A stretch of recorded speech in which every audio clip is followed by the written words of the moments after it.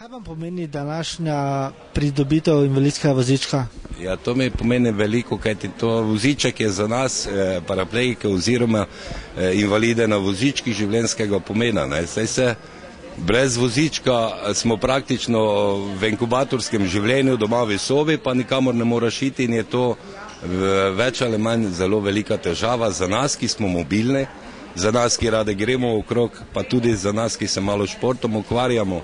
Če pod narekovaje bi rekel, kajti jaz še hodim keglat, športni ribolov in če bi ne imel dobrega vozička, pa če nimam vozička dobrega, pač ne moram nikamor.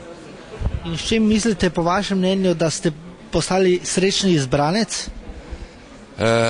Verjetno tudi malo priljubljen v društvu gospoda predsednika Pepevnik Vilibalda. To je društvo Severne Štajerske, društvo paraplegikov in ker ve v kakem terenu jaz živim, da rabim malo več, ker je pač le na deželi in se vozički hitreje pač strošijo, tako rekoč, in mi je naklonil to lepo darilo, za kar sem jim izredno hvaležen. Koliko časa si že na vozičku? Jaz sem na vozičku že od leta 88, sem popolnoma na vozičku, kajti takrat so mi tudi amputirali nogo. Drugače sem pa že invalid od leta 69, 70, takrat sem bil tudi operiran.